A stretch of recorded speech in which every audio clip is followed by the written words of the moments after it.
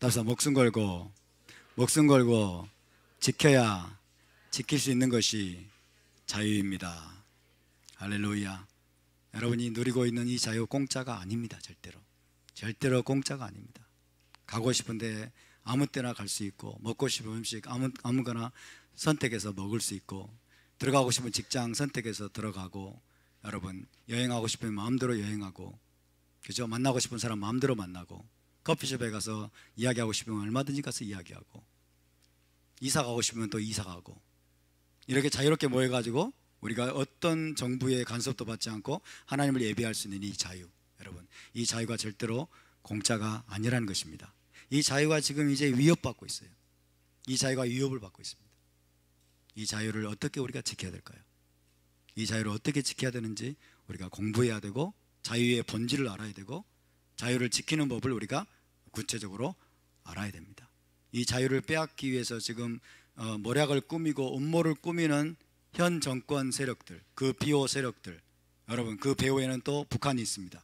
북한 공산 노동당 정권, 악마적인 살인마 정권, 여러분 여기에 맞서서 저와 여러분이 싸워야 될 줄로 믿습니다. 자유를 빼앗는 세력들에 맞서서 우리가 싸워서 우리와 우리 자녀들의 자유를 지켜야 될 뿐만 아니라, 여러분 저 북녘 땅에도 자유가 임하도록 해야 될 자유가 책임이 우리에게 있습니다. 아멘. 우리 주변에서 자유를 빼앗긴 자들을 보면, 우리 이웃 가운데서 자유를 빼앗기고 억압을 당하고 노예 생활하고 있는 자들을, 여러분 그런 경우를 보게 되면 우리는 그들을 구출해야 될 도덕적인 책임이 있는 거예요. 할렐루야.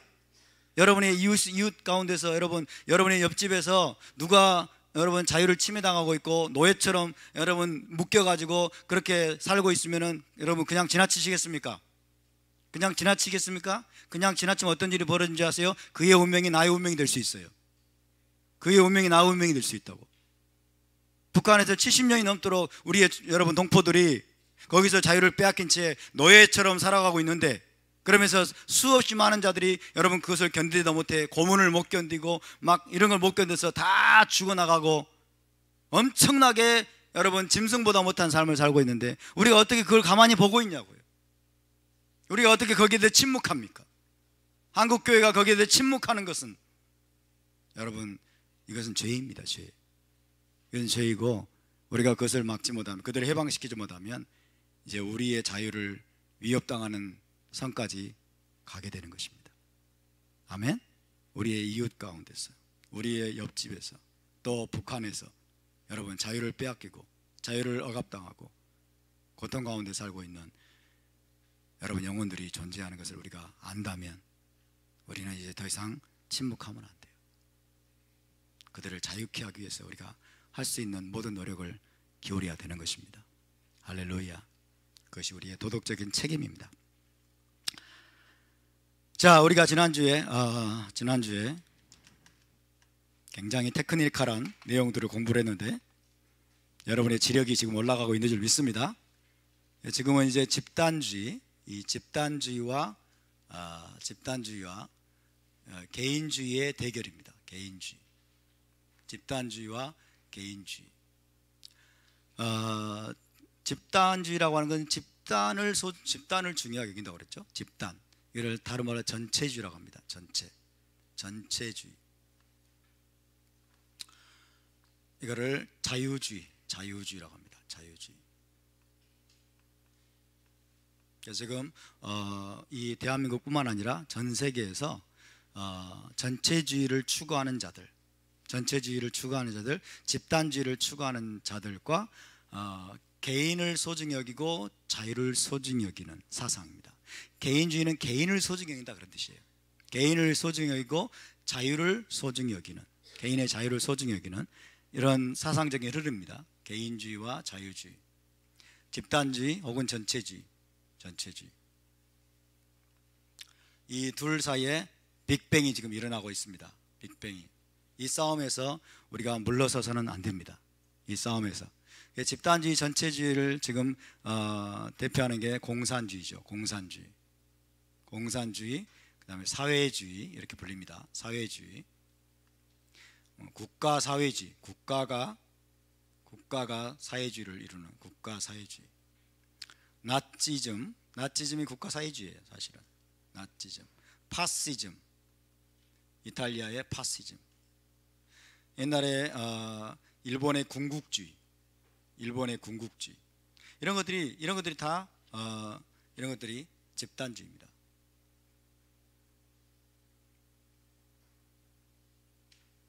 이런 것을 이제 이들은 뭐라고 포장을 하느냐? 인민민주주의라고 포장을 합니다. 인민민주주의. 북한이 말하는 인민민주주의. 인민이 주인되는 민주주의다. 거짓말이죠. 진보적 민주주의라고도 또 포장을 하죠. 진보적 민주주의. 대중민주주의, 민중민주주의, 다 거짓말이에요. 다 이게 포장한 말입니다. 다 이 사람들은 자유를 반대합니다.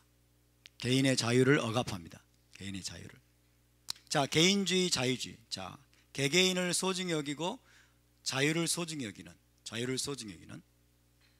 이런 것은 이제 여기서 이게 이제 자유민주주의라고 하죠. 자유민주주의. 미국을 중심으로 한, 영국과 미국을 중심으로 해서 발전되어 온 자유민주주의. 이것은 정말 중요한 것입니다.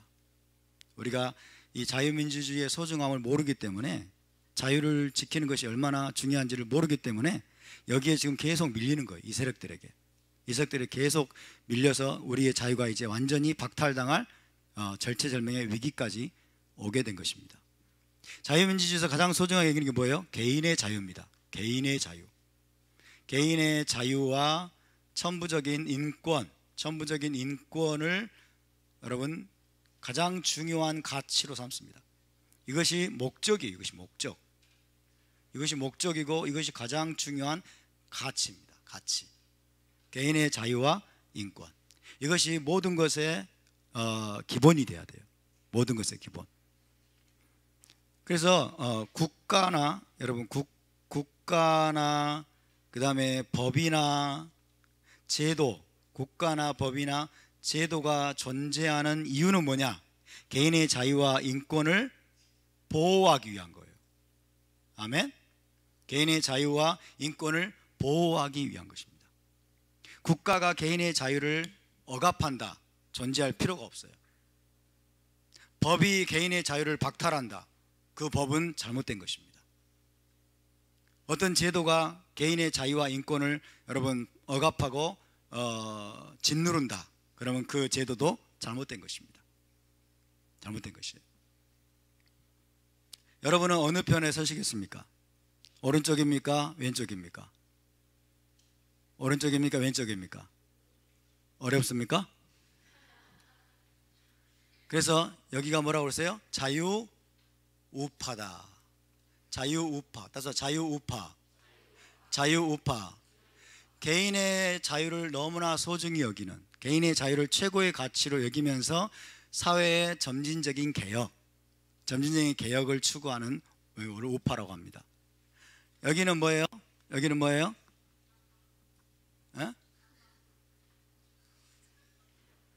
수구좌파예요. 수구좌파. 혹은 뭐라고 그럴까요?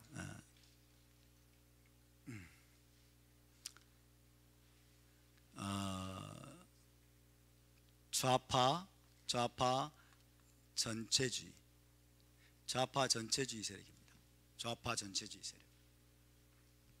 이들에게 있어서는 개인이 중요하지 않습니다. 개인의 자유가 소중하지 않습니다. 이들에게 있어서는 뭐가 중요합니까? 집단의 목소리가 중요한 거예요. 집단의 목적이 중요한 거예요. 집단이 추구하는 목적, 집단이 추구하는 계획. 그래서 여러분 이쪽은 뭐라고 그랬어요? 이쪽은 모든 것을 이게 집단이 계획을 한다고 그랬죠. 국가가 모든 걸 계획을 하고 그 다음에 모든 제도의 질서에 개입을 한다고 그랬죠. 개입을 하고 그 다음에 통제를 합니다. 통제하고 그 다음에 간섭을 해요. 국가나 독재자가 혹은 당이, 그죠? 공산당이, 국가나 독재자나 공산당이 모든 것을 계획하고 개입하고 통제하고 간섭을 해서 자기들이 추구하는 목적을 향해서 나가는 거예요. 거기에 개인이 걸림돌이 되면 마구잡이로 학살당하는 거예요. 개인의 소리가 말살됩니다. 개인의 견해가 말살됩니다. 개인이 없습니다. 개인이 없습니다. 우리나라 지금 현재 정권을 잡은 세력이 여기에 서 있습니다. 여러분, 우리나라 정권을 잡은 세력이 여기 있어요. 우리가 조금만 더 밀리면 우린 다 죽습니다. 조금만 더 밀리면 우리의 자녀들도 다 죽습니다. 기독교는 말살됩니다. 기독교는 세상에서 이 대한민국에서 사라집니다. 너무나 많은 사람들이 우리가 얼마나 지금 위험한 상황인지를 모르고 있어요. 여러분, 언론을 장악하고 언론을 통제하고 있기 때문에 우리 대한민국이 얼마나 지금 위험한 상황인지를 모르고 있는 거예요. 6월 13일 날 개헌을 하려고 하는 이 개헌이 사회주의 개헌인 걸 모르고 있어요. 사회주의 개헌인 걸 모르고 있어요. 그래서 여러분, 이들이 추구하는 게 뭐예요? 이들이 추구하는 게 혁명입니다. 혁명. 혁명 아세요? 혁명? 혁명은 뭐예요? 뒤집어 엎는 거예요. 체제를 뒤집어 엎는 것을 혁명이라고 말합니다. 촛불혁명이라는 말을 쓰죠. 문재인이 촛불혁명. 우리는 지금 촛불혁명을 하고 있다고 그러죠. 촛불혁명. 이거는 민중민주주의 혁명입니다. 사회주의 혁명입니다. 우리나라의 체제를 자유민주주의 체제에서 지금 인민민주주의 체제로 뒤집어 엎는, 체제를 전복시키는 그런 혁명을 하고 있는데, 어떤 방법으로? 헌법을 바꾸는 방법으로. 개헌, 헌법을 바꾸는 방법으로 하면 국민을 속일 수 있으니까. 그렇죠? 옛날에는 혁명을 총칼로 했어요. 옛날에는 스탈린이나 레닌이나 이런 사회주의, 그다음에 저기 중국에서, 북한에서 혁명을 총칼로 했어요. 총칼로. 그런데 지금 21세기 대한민국에서는 혁명이 다른 방법으로 나왔어요. 합법을 가장한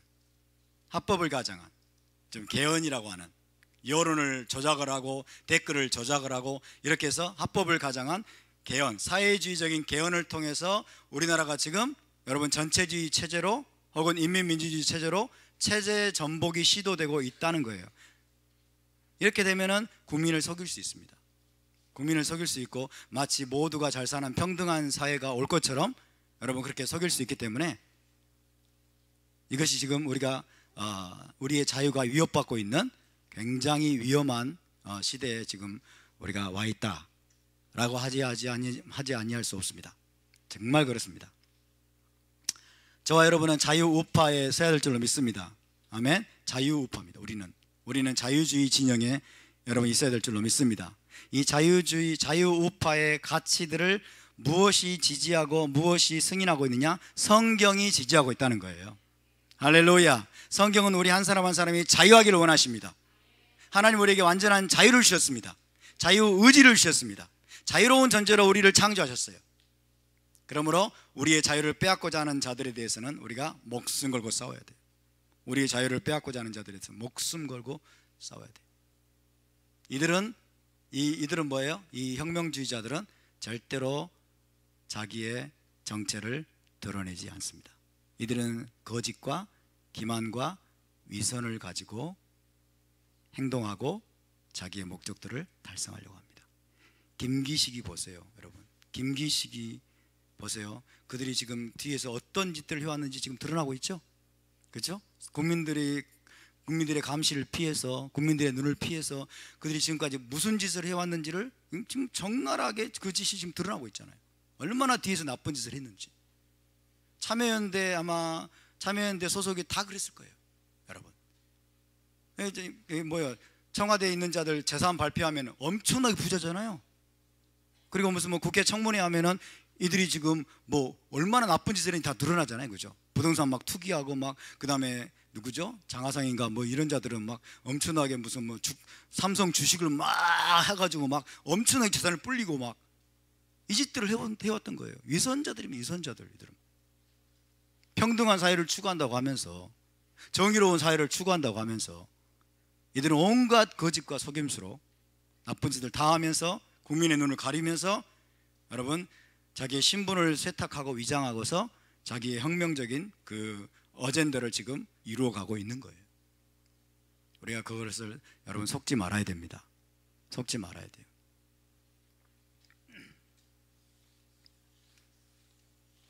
우리가 지켜야 될 최고의 가치는 무엇입니까? 모르시겠어요? 우리가 지켜야 될 최고의 가치는 무엇입니까? 자유입니다. 자유. 따라서 자유가 아니면 죽음을 달라.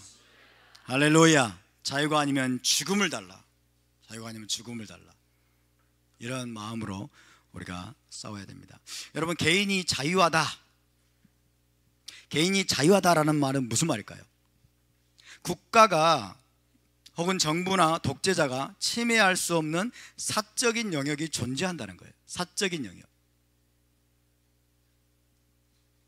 국가나 정부나 독재자가 침해할 수 없는 사적인 영역이 존재한다.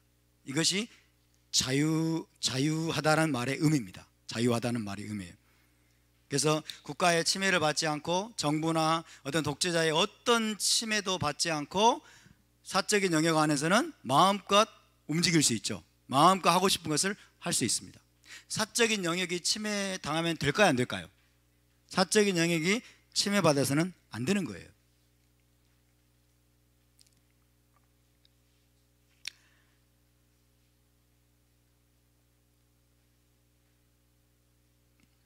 그래서 이 사적인 영역, 이것을 이제 자유, 개인의 자유와 인권입니다. 인권.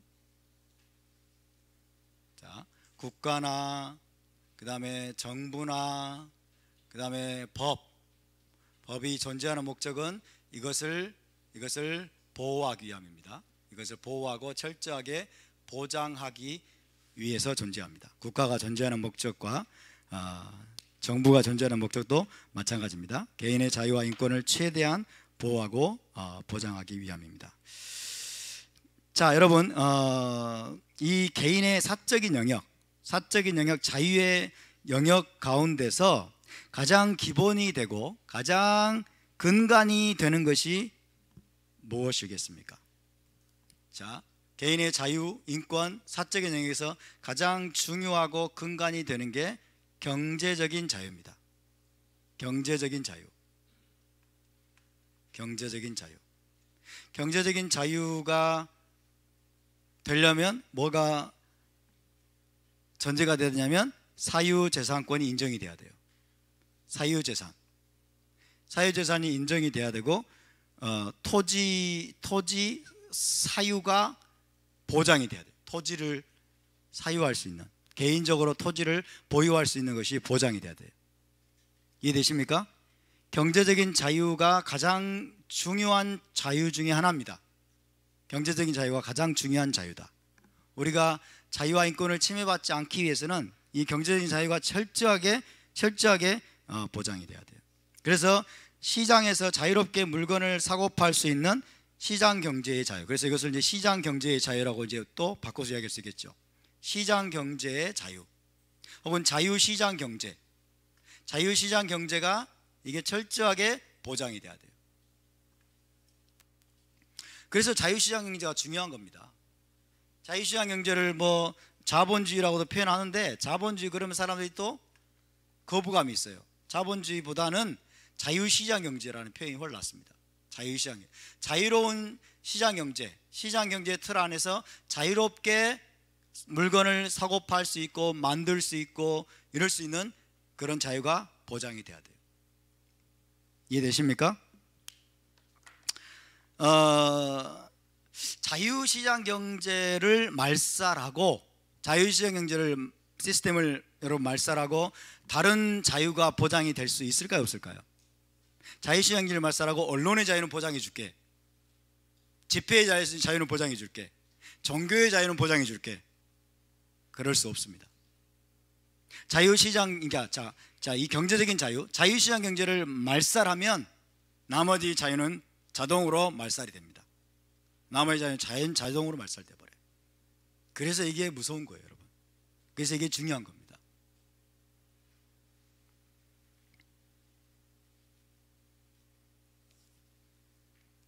자유민주주의와, 그래서 이 자유민주주의와 자유시장 경제는 뗄래야 뗄 수 없습니다.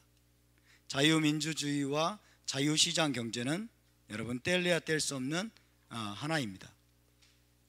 서로 긴밀하게 얽혀 있어요. 자유시장 경제. 그래서 둘 중에 어느 하나를 위협하면 둘 다 무너지게 돼 있어요. 사실은 이 자유시장 경제를 보장하기 위해서 나온 시스템이 민주주의거든요.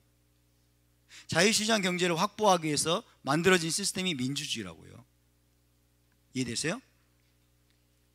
서민들이 혹은 귀족층들이 혹은 일반 사람들이 시장에서 자유롭게 물건을 사고 팔 수 있고 경제활동을 자유롭게 할 수 있기 위해서 찾고 하다 보니까 민주주의가 발전이 나온 거예요.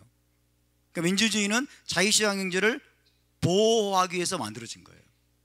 자유를 보호하고 시장 경제를 보호하고, 개인의 자유를 보호하고 시장 경제를 보호하기 위해서 여러분 발전되어 나온 시스템이 민주주의라는 겁니다. 이해되시죠? 그래서 자유민주주의와 자유시장 경제는 긴밀하게 연결되어 있다. 긴밀하게. 우리는 두 가지 다를 위해 싸워야 돼요. 자유시장 경제를 보장받기 위해서 싸워야 되고, 그 다음에 자유민주주의를 지키기 위해서 싸워야 돼요. 할렐루야. 지금 문재인 이 좌파 정권이 계속 공격하고 침해하는 것이 뭐예요? 바로 이 자유시장 경제입니다. 시장은 자유롭게 돌아가야 한다는 거예요. 시장에 참여하는 구성원들이 자유로운 거래를 통해서, 자유로운 활동을 통해서 가격도 자유롭게 결정이 되고 모든 것들이 자유롭게 자율적으로, 그 다음에 활발한 경쟁을 통해서 돌아가도록 되어 있는 것이 이 자유시장 경제예요. 근데 지금 문재인 정권은 계속해서 시장에 개입을 합니다. 계속해서 시장을 간섭합니다. 그리고 시장에 명령을 합니다. 원가 까라! 원가 까라! 그래서 미친 대법원이 지금 원가 까라고 결정을 내려버렸어요. 휴대폰의 원가를 공개하라. 이게 뭐예요? 자유시장 경제를 무너뜨리는 거예요, 여러분.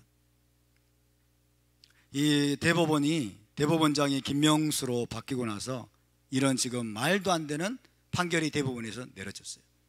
휴대폰의 원가를 공개하라. 여러분, 원가라는 게 뭐예요? 원가. 가격이라는 게 원가에 의해서 결정이 되나요? 가격이라는 게 소위 말하는 원가에 의해서 가격이 결정되냐고요. 예를 들어서 물건을 만드는데 1,000원이 들었다. 1,000원이 들었으면은 그러면 이 물건의 적정 가격은 얼마예요? 적정 가격은 1,000원인데 이 적정 가격이 예를 들어서 5만 원이다. 시장가가. 그럼 이거는 합당한 거예요? 합당하지 않은 거예요? 합당한 거예요? 안 한 거예요? 네? 합당한 거예요? 안 한 거예요? 몰라요. 합당하다 말할 수 없어요. 왜? 다양한 변수에 의해서 가격이 결정되는 거예요. 다양한 변수에 의해서 가격이 결정되는 것이지, 여러분, 원가, 그러니까 들어간 재료와 이런 소위 말하는 원가에 의해서 적정한 가격이 결정돼야 된다라고 주장하는 자들이 좌파, 여러분, 이 시장에 간섭하려고 하는 자들, 얼토당토하는 논리인데, 일반 여러분 서민들은, 일반 백성들은, 국민들은 그 말에 속아 넘어가요. 속아 넘어가. 원가는요, 여러분, 원가는 가격을 결정하는 수없이 많은 요소들 중에 하나에 불과해요. 전혀 원가라는 게 여러분 중요하지 않을 수도 있어요. 중요하지 않을 수도 있어요. 시장의 상황에 대해서, 수요에 의해서, 사람들의 수요에 의해서, 그렇죠? 처음 예를 들어 물건이 발명되어 나왔다. 처음 개발되어 나왔어요. 그러면 이거 원가에서 결정됩니까? 처음 개발되어 나왔는데 기발한 아이디어가 혁신적인 그런 물건이 나왔어요. 그러면 이자들의 주장에 하면 원가 얼마 들었어? 원가 얼마 들었어? 그럼 원가 까보면 얼마 안 들었다 이거예요. 그러나 여러분, 이것이 맨 처음 만들어져 나왔기 때문에 이 물건은 별거 아니지만은 100만 원이 넘어갈 수 있어요. 근데 이게 대중화되고 많은 사람들이 더 쉽게 대량으로 판매 이렇게 만들 수 있는 그런 시스템이 갖춰지면은 이 물건은 5,000원이 될 수 있어요.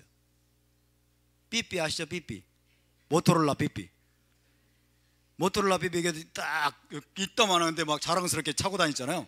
자랑스럽게 막 차고 다니고, 그 다음에 전철에서도 막 왠지 삐삐 막 사람들이 그때 100만 원이 넘었다고요. 여러분, 호출기가 100만 원이 넘었어요. 저는 살 엄두도 못 냈습니다, 솔직히. 근데 나중에는 어땠어요? 공짜로 나눠주잖아요. 나중에는 공짜로 나눠줘요. 왜? 사람들이 더 이상 안 찾으니까. 이제 별로 매력도 못 느끼고 막 이러니까 공짜로 막 마구 나눠줘 버려요. 여기저기서 경쟁이 생겨가지고 더 좋은 아이디어, 혁신 상품들이 막 나오니까 처음에는 엄청나게 비쌌던 제품이 완전히 똥값이 되는 거예요. 왜? 수요와 공급의 원리가 다 적용이 되는 겁니다. 이해되시죠? 그러니까 원가를 깔아, 이거는 말도 안 되는 거예요, 여러분. 이거는 국가의 권력 갑질입니다. 국가가 권력으로 시장에 개입하는 거예요. 시장 질서를 완전히 교란시키는 겁니다. 그런 식으로 하면 여러분, 이제 시장에서 참여하는 시장 참여자들의 의욕을 떨어뜨립니다. 창의력을 떨어뜨립니다.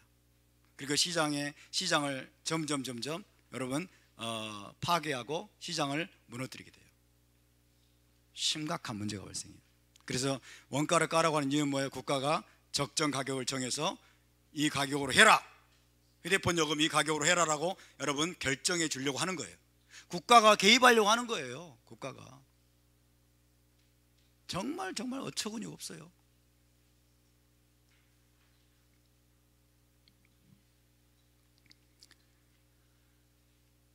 경제민주화, 그럴싸합니다. 경제민주화. 여러분, 정치에는 민주화가 있어도 경제에는 민주화가 없습니다. 그런 말에 속아 넘어가면 안 돼요. 따라서 경제민주화는 없습니다. 경제민주화는 없습니다.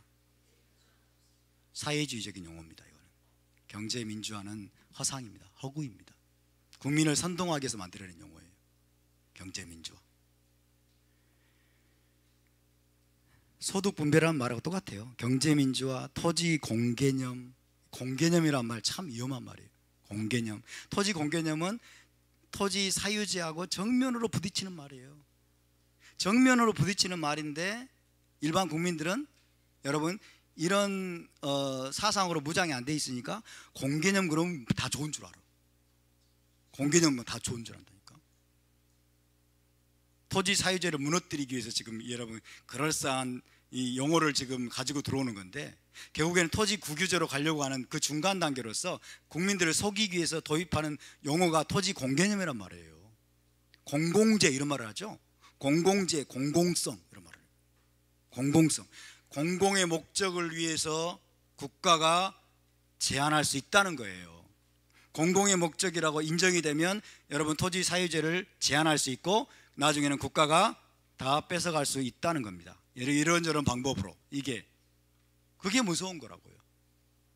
그러니까 국민들의 이 경제의 자유, 경제적인 자유, 그 다음에 토지 소유의 여러분 자유, 권리, 이런 것들을 지금 전부 다 제한하고 나중에는 박탈하기 위해서 지금 이런 용어들을 계속 도입해 들어오는 거예요. 경제 민주화, 소득의 재분배, 그 다음에 뭐 분배의 정의, 사회의 정의, 이런 용어들을 딱 여러분 가지고 들어오는데 정신 나간 새누리당, 보수, 우파라고 하는 정당의 이자들이 사상 무장이 제대로 안 돼 있으니까, 자유주의 사상으로 무장이 안 돼 있으니까 그냥 다 받아들이고 수용해가지고 헌법에까지 경제민주화라는 말이 들어가고, 그래서 우리나라 헌법이 지금 너무나 굉장히 사회주의적인 그런 면으로 치우쳐 있어요. 지금도 지금 사회주의적인 헌법으로 여러분 많이 치우쳐 있어요. 이거 바로 잡아야 됩니다. 법인세를 막 인상을 하고, 공정거래위원장 김상조가 노골적으로 시장에 개입을 하고, 파리바게트 빵 만드는 그다음에 뭐 근로자를 고용하는 제빵사 고용하는 문제에 대해서 노골적으로 막 개입을 해가지고 막 명령을 하고 난리가 아니죠. 시장 질서를 완전히 교란시키고 있어요. 협박을 합니다. 가만두지 않겠다 그러고, 공정거래위원장이 가만두지 않겠다, 자체적으로 연말까지 개혁하지 않으면 가만두지 않겠다, 협박을 합니다. 공정거래위원장이 그런 자리에 기업활동을 엄청나게 규제를 하고, 기업활동에 엄청나게 규제가 강화됩니다. 규제를 강화하고. 자, 보세요 여러분, 경제민주화, 그 다음에 분배의 정의, 소득의 재분배, 이런 것들을 보세요. 이런 것들에 숨어있는 키는 뭐냐면, 국가가 법이든 제도에 의해서든 국가가 강제로 그것을 하겠다는 거예요. 강제로 그것을 하겠다는 거예요. 이것은 자유의 원칙의 위반입니다. 이것은 시장의 자유, 그 다음에 개인의 여러분 자유 경쟁에 의해서 모든 것들이 돌아가는 그것들을 위반하겠다는 거예요. 국가의 권력으로 그 원칙을 위반하고, 강제적으로 부를 재분배하고, 강제적으로 소득을 재분배하고, 강제적으로 경제 민주화를 이루어가지고 가진 자나 못 가진 자나 평등하게 만들어 버리겠다는 거예요. 간섭과 이걸 통해서, 계획, 통제, 간섭, 이런 것들을 통해서. 그게 얼마나 위험한 말인지를 모르고 있는 거예요, 여러분. 경제적인 자유를 빼앗기면 다른 모든 자유는 자동으로 사라집니다. 경제적인 자유를 우리가 여러분 타협하고 내줘버리면 우리의 모든 자유는 나중에 다 빼앗기게 됩니다.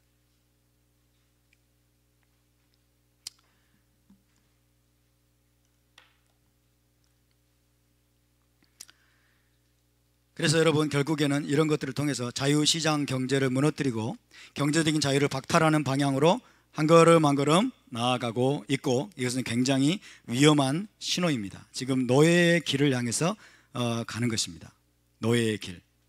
그래서 국민들이 먹고 사는 문제, 경제적 자유라고 하는 것은 먹고 사는 문제를 내가 해결하겠다는 거예요. 먹고 사는 문제를 스스로 책임지겠다는 거예요. 개개인이 먹고 사는 문제를 스스로 책임지려고 하는데, 스스로 책임지기 힘든 사람들을 핑계로 대면서 여러분, 이 먹고 사는 문제를 국가가 틀어지겠다는 거예요. 국가가 틀어지고 책임지겠다고 말하면서, 책임지겠다는 말은 간섭하겠다는 거예요. 간섭하겠다. 그 다음에 통제하겠다는 거예요. 먹고 사는 문제, 국민이 먹고 사는 문제를 국가가 책임이라는 말로, 경제 민주화라는 말로, 분배의 정의라는 말을, 그럴싸한 말을 가지고 여러분, 국민들의 먹고 사는 문제를 국가가 간섭하고 개입해서 통제하겠다는 거예요. 통제하겠다. 나중에는 토지를 다 빼앗고 사회재산을 다 빼앗고 나중에 어떨까요? 배급사회로 가는 겁니다. 배급사회로 가기 위한 그런 언어 혼란 전술을 쓰고 있는 거예요. 이것이 뭐예요? 노예의 길입니다. 여기가 바로 노예의 길입니다. 노예제도, 현대판 노예제도예요. 전 국민을 노예로 만드는 시스템이에요. 우리나라가 지금 여기 초입이 와 있는데 우리가 가만히 있을 겁니까? 가만히 있을 겁니까? 싸우더라도 어떻게 알고 싸워야 돼요. 왜 싸워야 되는지를 알아야 돼요. 왜 여기에 반대해야 되는지를 우리가 알아야 됩니다. 아멘? 그래서 제가 여러분에게 지금 자유로운 강의를 하고 있는 거예요. 여러분 잘 듣고 계십니까? 잘 알아들으셔야 돼요. 잘 알아들으셔야 돼요. 그래서 요즘은 좀 귀에 들어오시죠? 왜 귀에 들어올까요? 여러분이 절박하기 때문에 그래요. 여러분이 위기를 느끼기 때문에 그래요. 우리나라가 지금 이런 위기를 안 느꼈으면 저는 이런 설교를 해야 될 필요도 못 느꼈고, 이런 설교 하더라도 목사님 지금 뭐 하고 있는 거예요? 지금 토 하나 가르치시지, 아마 이랬을 거예요. 근데 지금 우리가 위기가 현실이 됐어요. 위기가 현실이 됐다고요. 지금 자유를 우리가 지킬 수 있느냐 빼앗기느냐, 절체적인 위기 가운데 와 있기 때문에 이 메시지를 우리가 잘 이해해야 됩니다. 아멘. 그래서 이걸 잘 이해해서 전 국민이 이런 여러분 사상 무장을 가지고 일어나야 돼요. 할렐루야. 그래서 노라고 말해야 돼. 노. 사회주의 개헌 노. 경제 민주화 노. 토지 공개념 노. 분배 정의 노. 노라고 말해야 돼. 노. 그래야 막을 수 있습니다.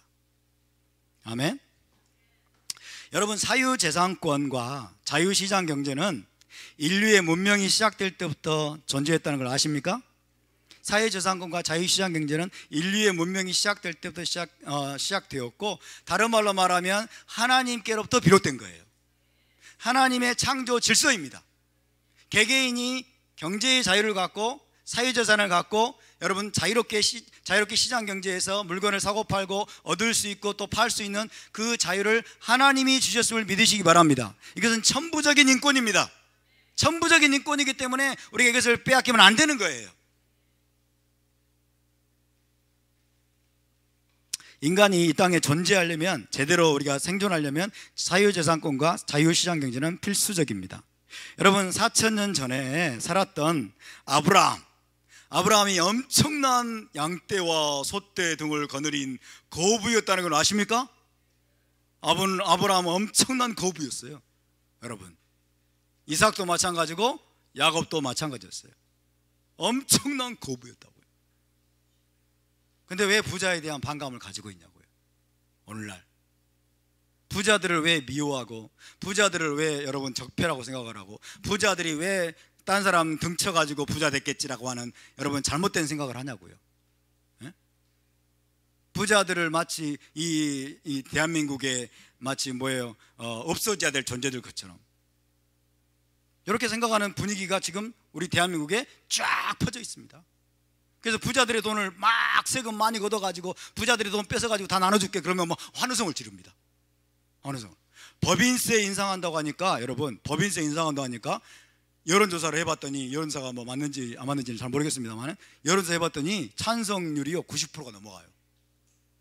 90%가. 기가 막힐 노릇이에요. 법인세는 기업이 내는 거거든요.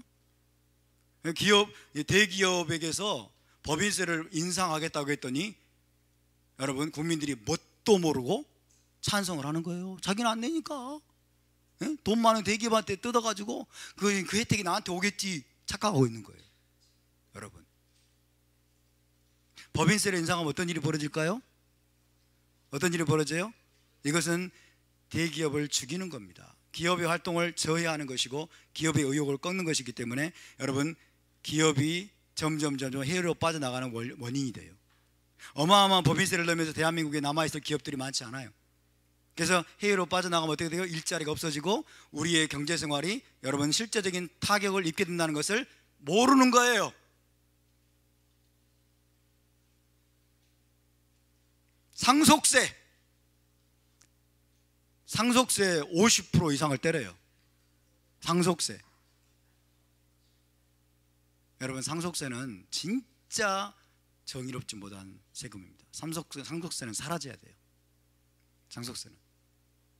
여러분의 부모님이 여러분에게 예를 들어서 50억을 상속으로 남겨줬다. 50억을. 그런데 국가가 여기서 50%, 25억을 뜯어간다. 이게 정의로운 겁니까? 이게 정의로운 거예요? 나는 안 돼. 대기업은 그렇게 하는 것을 또 정당하다고 생각해. 왜? 국민들의 이 잘못된 사고 속에 대기업은 나쁜 놈들이니까. 대기업은 비리를 저질러 가지고 다 그렇게 기업을 키우고 장사를 키우고 사업을 키워 가지고 엄청난 돈을 벌었으니까 대기업들에 대해서는 상속세를 50% 뜯어가는 것을 여러분 지지를 하고 맞다고 생각을 해요. 정말 못된 사고예요, 여러분. 그것이 어떤 영향을 가져올지.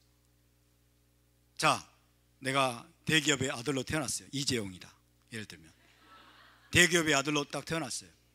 대기업 50억, 자산가치 50억을 이 대기업을 물려받아.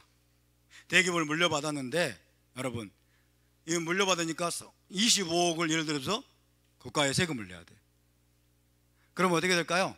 이 기업의 세가 50% 줄어들죠. 그러니까 이것도 기업을 죽이는 거예요. 이것도 기업을 실질적으로 여러분 규제하는 아주 무서운 법 중에 하나입니다. 절대로 정의로운 법이 아니에요. 절대로 정의로운 법이 아니에요. 그리고 상속세를 이렇게 많이 때리는, 여러분 대기업에 대해서 이렇게 많이 때리는 그 전제 속에는 어떤 전제가 있어요?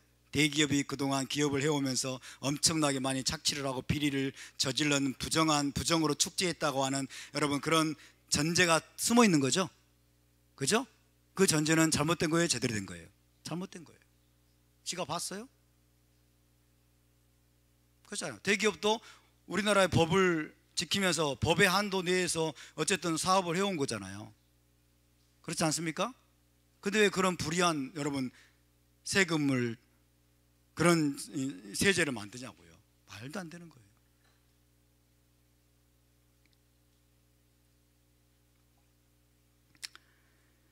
아브라함도 엄청난 거부였고, 그 다음에 족장시대 때부터 자유로운 거래가 이루어졌던 것을 우리는 토라에서 읽을 수 있습니다. 자유로운 거래 아시죠? 자유로운 거래.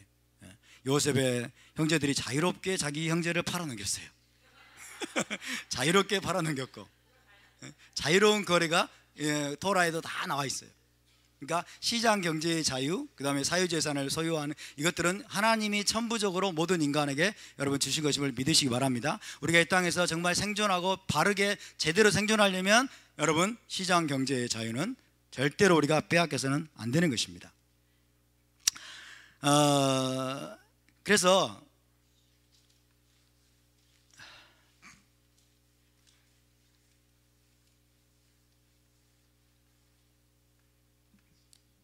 자, 자유로운 시장 질서에 여러분 개입을 해서 뭔가를 강제하는 것, 이것이 뭐예요? 이 강제하는 이것이 뭐냐면 악입니다. 이것이 악한 거예요. 이것이 부정입니다. 정의롭지 못한 거예요. 동의하십니까? 정부든 국가든 자유로운 시장 질서에 개입을 해가지고 뭔가를 강요합니다. 뭔가를 강요해요. 이것은 절대로 정의롭지 못한 것이고 이것이 바로 악이다. 시장 경제에다가 강제적인 요소를 도입하는 거예요. 이것이 이 강제적인 요소를 예를 들어서 법제화하는 거예요. 법제화. 법으로 만드는 거예요, 여러분. 시장 경제의 강제적인 요소를 법으로 만들었다고 해서 이것이 합법이냐? 이것이 정당한 것이냐? 그렇지 않은 거예요. 이것은 악한 거예요. 그것은 절대로 정의로운 것이 될 수 없습니다. 자, 시장 경제의 관점에서 볼 때 무엇이 악한 것이다? 강제하려고 하는 것, 강제적인 요소를 도입하려고 하는 것, 이것이 악한 것입니다. 이것이 여러분 정의롭지 못한 것입니다. 그래서 이 강제 이제 국가가 여러분 국가나 이제 정부가 이 강제라는 요소를 사용하는 것, 이 강제라는 요소를 사용하는 것은 아무 때나 합법화될 수 없어요. 아무 때나 정당화될 수 없습니다. 국가가 시장에 개입을 하거나 간섭을 해서 여러분 강제로 뭔가를 명령하고 뭔가를 강요하는 것은 이것은 절대로 정당화될 수 없는데, 그러나 모든 강제가 또 악한 것은 아니에요. 어떤 경우에 이게 여러분 정당화되냐면, 개인의 자유와 인권을 침해하는 것, 침해하는 것을 막기 위한 강제예요. 이거는 정당화됩니다. 아십니까? 국가나 정부가 보니까 개인의 자유와 인권을 누군가가 막 다른 사람의 개인의 자유와 인권을 막 침해하고 있고, 그 다음에 뭔가를 착취하려고 그래.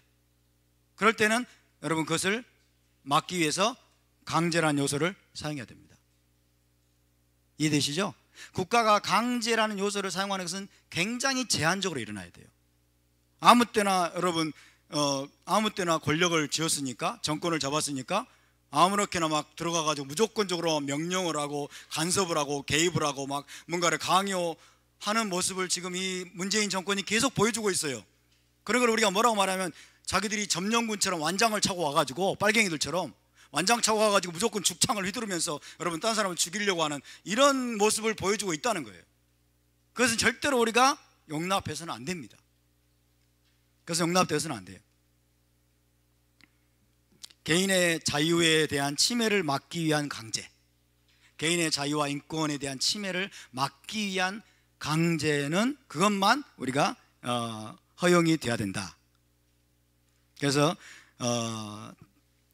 타인의 재산이나 생명이나 신체나 인격에 대해서 물리적인 폭력을 행사하거나 또 행사하겠다고 위협하는 그 행위를 막기 위한 강제. 다시 말씀드리면 타인의 재산, 타인의 자유, 타인의 인권, 타인의 생명을 침해하고 빼앗고 위협하겠다고 하는 그 위협을 막기 위해서 국가의, 정부의 강제가 동원될 수 있을 뿐입니다. 이해되시죠? 그렇지도 않은데 자기들 마음대로 강제해가지고 가격을 내려라, 원가 까라, 그리고 파견 근로자 해라, 순환 이것도 금지해라, 이런 거예요. 계속 여러분 간섭을 하는 거예요. 계속 간섭을 해가지고 이렇게 해라. 그래서 우리 고용노동부에서 예를 들어 삼성 기술 공개해라 이런 거예요. 반도체 기술을 공개해라. 삼성 반도체 기술을 공개하면 어떻게 되겠어요? 중국이 지금 군침을 흘리고 있습니다. 중국이 군침을 흘리고 삼성 이 반도체 기술을 지금 훔쳐가려고 여러분 노리고 있는데, 고용노동부가요 삼성한테 기술을 공개하라고 한 거예요. 그 공개하라고 하면서 제3자에게 누구에게나 다 공개할 수 있다 이래버린 거예요. 그러니까 삼성은 지금 완전 죽을 맛이에요. 우리나라의 전 국민을 먹여 살리는 먹거리입니다. 이게 공개가 되면, 기술이 중국으로 넘어가면 어떻게 될까요? 이 짓거리를 지금 하고 있어요. 이 짓거리를. 그러면서 그들은 합법을 가장하죠. 대법원 법원의 판결이 났다 그러면서 합법을 가장해가지고 여러분 이런 무지막지한 일을 저지르고 있는 거예요. 반시장적이고 기업을 무너뜨리는, 기업의 생존을 위협하는 이런 걸 버젓이 고용노동부가 여러분 그런 명령을 내리고 있다는 거예요. 왜 그럴까요? 친중 정권이기 때문입니다. 친중 정권이고 그 다음에 선거가 다가오니까 돈이 많이 필요한 거예요. 절대로 중국과의 이 커넥션이 여러분 가벼운 것이 아닙니다. 굉장히 긴밀하게 연결되어 있어요. 우리나라 기업 다 죽이려고 작정을 했어요. 김기식이가 금감원장이 되는데, 이 김기식이는 삼성 킬러라 알려져. 삼성 킬러, 대기업 킬러라 알려져 있어요. 여러분 어떻게 되겠습니까? 우리나라 시장 경제 폭망합니다. 지금도 거의 무너졌는데 앞으로는 더 심각해질 겁니다. 더 심각해질 거예요. 그러니까 함부로 강제라는 요소를 사용하고 함부로 개입을 하고 시장의 자유를 완전히 억압하고 무너뜨리는 이런 일들을 지금 하고 있는데, 이게 바로 악한 거예요. 이게 정의롭지 못한 거예요. 여러분, 정부와 그 다음에 국가와 그리고 법의 가장 중요한 목적은 개인의 자유를 지키고 그 다음에 시장의 자유를 여러분 완벽하게 보장하는 것임을 믿으시기 바랍니다. 국가든 정부든 당이든 독재자든 여러분 강제로 개인의 자유를 뺏었고 강제로 시장의 자유를 억압하는 그것이 악입니다. 그것이 악이고 그것이 바로 정의롭지 못한 거예요. 우리는 거기에 맞서 싸워야 됩니다.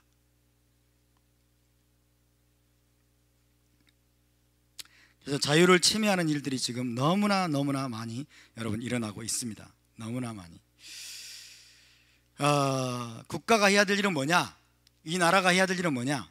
시장의 자유로운 시스템이 원활하게 돌아가도록 자율성과 자유 경쟁을 최대한 보장해야 돼요. 자유 경쟁을 최대한 보장해야 돼요. 이 국가가 지금 여러분 좌파 전체주의 집단이 가장 또 미워하는 게 뭐예요? 경쟁을 미워합니다. 이들은 경쟁을 미워해요. 경쟁을 못하게 만드는 거예요. 그래서 학생들이 경쟁적으로 공부하는 것을 없애버리는 거예요. 지금 우리 중고등학교 청소년들 교육 시스템이 거의 다 무너져 버렸어요. 경쟁을 악으로 생각하는 거예요. 여러분, 경쟁을. 여러분도 경쟁을 싫어하세요? 경쟁을 싫어하세요? 경쟁을 하면 서열이 생긴다는 거예요. 서열이 생기고, 경쟁을 하면 서열이 생기고, 그 다음에 불평등이 생긴다는 거예요. 불평등이. 학급에서 1등하고 꼴등이 있어요. 불평등일까요? 시장 경제를, 여러분 자유로운 시장 경제를 보장하면 어떤 일이 벌어져요? 거기서 시장에서 대박을 치는 사람이 있고 팔이 날리는 사람이 있어요. 엄청난 거부가 되는 사람이 있고 물건을 한 개도 못 팔아가지고 여러분 겨우 먹고 살기도 힘든 사람이 있어요. 불평등입니까? 불평등은 맞죠. 이게 정의롭지 못한 것일까요? 이게 불공평한 것일까요? 어떻게 생각하세요? 이게 우리가 이거를 잘 알아야 돼요. 이거 알아야 지금 이 나라가 어떻게 돌아가는지를 알 수가 있는 거예요, 여러분. 자유로운 시장 경제 하에서는, 여러분, 자유로운 시장 경제 하에서는 엄청난 부자도 나올 수 있고, 그렇죠? 중산층도 나올 수 있고, 엄청나게 가난한 사람도 나올 수 있어요. 다시 말하면 소득의 격차가 얼마든지 있을 수 있다는 거예요. 이해되시죠? 소득의 격차가 나오는 것, 이것은 자연스러운 일입니다. 근데 누구든지 이 소득의 격차가 있는 것을, 자유로운 시장 경제와 경쟁에 의해서 소득의 격차가 자연스럽게 나와 있는 것에는 많은 요인들이 있어요. 왜 그런 소득 격차가 일어나는지 제가 그것도 나중에 말씀드릴게요. 다양한 요인들이 있는데 이걸 딱 보면서 이 자들은 뭐라고 하는지 아세요? 불공평하구만, 이런 거예요. 불공평하구만, 시장이 정의롭지 못하네, 이런 거예요. 그러니까 이들이 뭐라고 말해요? 분배의 정의를 실현하겠다고 그러죠. 분배의 정의를 실현하겠다는 말은 무슨 뜻이에요? 정의롭지 못한 일이 일어났다는 거예요. 자유로운 시장 경제 속에서 분배가 정의롭게 이루어지지 못했기 때문에 자기들이 개입을 해서 정의를 실현하겠다는 거죠. 이해되세요? 생각을 하셔야 돼요. 사회 정의를 실현하겠다 그러면 사회 정의를 실현하겠다. 자유로운 시장 경제 속에서 분배가 잘못 이루어졌다는 거예요. 분배가 잘못 이루어졌다. 물론 거기에서 불법을 행하는 자들 때문에 분배가 잘못 이루어질 수도 있죠. 그러나 어쨌든 간에 개인이 자율성을 가지고, 시장에 참여하는 기업이 자율성을 가지고 최대한 자기의 모든 노력을 다 쪄가지고 시장에 참여해서, 여러분, 부의 분배가 이루어졌습니다. 물건을 사고 팔고 이러면서 자연스럽게 이루어진 것이, 이것이 정의롭지 못한 것이냐? 아니라는 거예요, 여러분. 이건 당연한 겁니다. 그래서 소득의 격차는, 이걸 아셔야 돼요. 시장에서, 우리가 지금 이 사회에서, 자유시장 경제하에서 어떤 사람은 엄청나게 부자고, 어떤 사람은 덜 부자고, 어떤 사람은 팔이 날리고 있고, 여러분, 수입이 너무나 적고, 이런 소득의 격차는, 이것을 아셔야 돼요, 자연스러운 겁니다. 아시겠죠? 이건 자연스러운 것이고, 이것은 정의롭지 못한 것이 아닙니다, 여러분. 정의롭지 못한 것이 아니기 때문에 국가가 강제로 개입해가지고 이거를, 여러분, 평등하게 만들겠다, 이거 자체가 잘못된 거예요. 아시겠습니까? 진짜 정의롭지 못한 건 뭔지 아세요? 자연스럽게 시장에서 모두의 개인의 자유의사에 의해서 일어난 이 분배의, 여러분, 이 소득의 격차, 이런 것을 국가가 강제로 개입을 해서, 여러분, 부자 것들을 뜯어가지고 어떤 법의 형태든 제도 형태든 뜯어서 강제로 평등하게 만드는 것이 정의롭지 못한 거예요. 그래요, 안 그래요? 그러면 여러분, 순수하게 자기가 아이디어를 내고 노력하고 애를 써가지고 엄청난 돈을 번 사람들은 얼마나 억울합니까? 자기는 잘못한 것도 없는데. 가난한 자가 정의입니까? 시장에서 돈을 한 개도 못 번 사람이 정의입니까? 정의? 부자들은 적폐고? 그런 의도가 담겨져 있는 거예요. 그런 전제가. 그러니까 사회의 정의다, 분배의 정의다, 경제의 민주화다, 이런 말은 그 말 자체가 잘못된 거예요. 그 말 자체가, 여러분, 자유시장 경제 안에서 엄청난 불의와 부정의한 일이 일어났다는 걸 전제하고 있는 것이기 때문에 그 자체가 잘못된 말이라고요. 이해가 되시면 좀 끄덕여 보세요. 아시겠죠? 모두의, 여러분, 소득의 수준을 평등하게 만들겠다는, 모두의 수준을 평등하게, 소득의 수준을 만들겠다는 것은 딱 한 가지 방법밖에 없습니다. 하향 평준화. 다 같이 못 사는 것밖에 없어요. 다 같이 못 살아서 결국 어디 같이 된다? 북한 같이 되는 것밖에 없습니다. 그렇게 되고 싶으세요? 이 바보들은 기계적인 평등을 원합니다. 모든 사람이 똑같은 수입, 똑같은 소득, 똑같은 생활 수준을 살아야만이 평등한 줄 알아요. 자연스러운, 여러분, 불균형을, 자연스러운 이 소득의 격차를 불평등으로 여긴다니까요. 불공평으로 여기고. 그러면 여러분, 잘 보세요.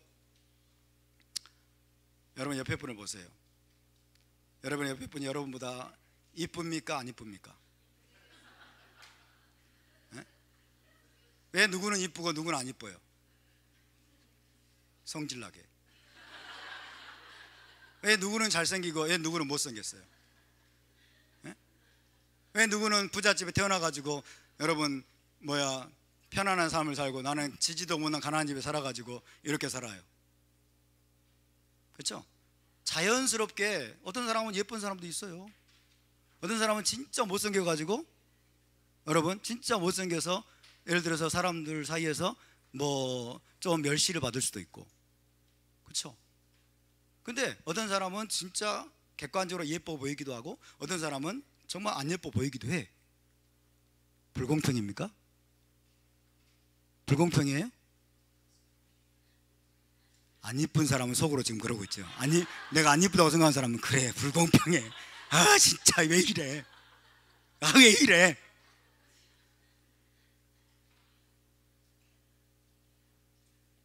여러분 그런 경우에는 여러분이 혹시 나는 안 이쁘다고 생각하신 분이 계시다면, 나는 안 이뻐서 예쁜 사람 보면 맨날 열등감 느끼고 세상이 참 불공평하다고 느꼈던 사람이 계시다면 여러분 어떻게 해야 될까요? 이제 성형수술을 하던가 아니면 예쁜 사람이 얼굴을 뜯어 고쳐가지고 핥혀가지고 못생기게 만들어버려요. 못생기게 만들어서 평등하게 만들어. 평등하게. 그렇게 하고 싶으세요? 그럼 어떻게 해야 돼요? 생각을 바꿔야 돼요. 생각을. 그렇죠? 하나님이 주신 우리의 얼굴과 우리의 생활 환경과 우리가 태어난 환경과 우리에게 주어진 것들은 불공평이 아니라는 거예요. 그리고 감사를 배우는 겁니다. 감사를 배우는 것이고, 이해되시죠? 그래서 여기에 무슨 강제가 개입돼 가지고 강제로 너 일로 와, 너 열등감 느껴서 못 살겠지, 내가 국가가 개입해 가지고 성형수술비 대줄게. 그리고 이쁜 사람들 일로 와, 혜지 일로 와, 이쁜 얼굴 핥혀가지고 멍들게 만들어가지고 안 이쁘게 만들고. 이따위 사고를 하는 자들이 이자들이라. 이따위 사고를 하는 자들이, 여러분 이따위 사고를 하는 자들이. 우리는 못생길 자유가 있습니다. 우리는 못생길 자유가 있습니다. 우리는 가난할 자유도 있습니다. 아멘. 그리고 나중에 계속 말씀드리겠지만은 여러분 사람의 행복은 소유에 많고 적음에 있지 않습니다. 사람의 소유에 많고 적음에 있지. 부자요? 그 부자 해라 그래요. 그렇죠? 부자 해라. 난 너무 행복해. 내 통장에 돈도 없지만은, 통장에 돈도 없고 무슨 주식도 없고 그 다음에 연금도 나는 안 받고 있지만은, 그리고 들지도 않지만은 나는 지금 너무나 행복합니다. 나는 모든 것을 가졌습니다. 아멘. 그래서 기독교가 소망입니다. 이 정신이 이 나라를 지배해야 돼요. 그러니까 이런 정신을 가진 이런 것에 반대해야 되는 거예요, 여러분. 이런 정신을 가진 저와 여러분이 기독교가 일어나서 여러분 이 집단주의 전체주의 사고를 가진 이런 자들이 개인의 자유를 막고 시장의 자유를 막고 여러분 압제하고 지배하고 그 다음에 인권을 완전히 말살하는 그런 나라를 만들려고 하는 이런 상황에 맞서서 우리가 일어나야 됩니다. 가난한 자들이여 분노하라 이러거든요. 이들은 노동자들이여 분노하라 이러거든요. 왜 분노해야 돼? 우리가 노동이 얼마나 기쁜데 왜 분노해야 돼? 부자들에 대해서. 부자도 하나님이 주신 것이고 우리에게 이렇게 일할 수 있는 특권을 주신 하나님께 감사해야지. 아멘. 근데 막 분노하라고 그러고 막 사회적인 양극화가 재난 수준이라고 그러고 빈익빈 부익부가 너무 심해지고 있다고 그러고 이 나라 이게 나라냐 막 이렇게 선동을 한단 말이에요. 그럼 우리는 그래야지. 이게 나라다 그래야지. 이게 나라다. 이게 자연스러운 거다. 우리는 천국이 아니기 때문에 여기가 천국이 아니기 때문에 여기가 완전한 세상이 아니기 때문에 부자도 있고 가난한 자도 있고 대기업도 있고 소기업도 있고 중요한 건 자유롭게 살게 좀 해달라 이래야죠. 아멘. 자유롭게 살도록 내버려 둬라 이놈들아. 니네들 가고 싶으면 전 니네들만 북한으로 가. 우리는 여기 자유세상에 사는 게 너무 좋아. 할렐루야. 싸워야 됩니다, 여러분. 우리의 국민정신을 깨워야 돼요. 그리고 제가 이런 설교를 할 때 여러분에게 기대하는 건 뭐냐면, 미디어가 떠드는 말에 여러분이 부안대동 하지 말라는 거예요. 경제민주화 하면 막 그래 해야지, 법인세 인상 그거 해야지, 대기업 규제하고 막 이런 것에서 부안대동 해가지고 끌려가고 막 박수치고 그러지 말라는 거예요. 여러분의 목에 칼로 들어옵니다. 여러분의 자녀의 목에 칼로 들어와요, 그런 것들이. 기도하겠습니다. 하나님 감사합니다. 주께서 우리에게 주신 천부적인 인권, 이 자유로운 존재로 우리를 창조하셨는데, 하나님 지금 이 자유를 억압하는 악마적인 사상이 대한민국 가운데 유포되고 있습니다.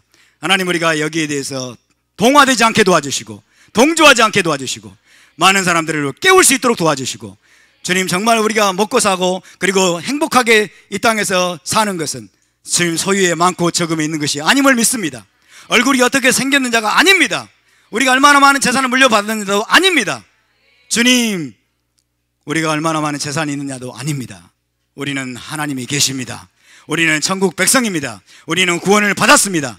주님, 우리에게 자유를 주신 주님을 찬양합니다.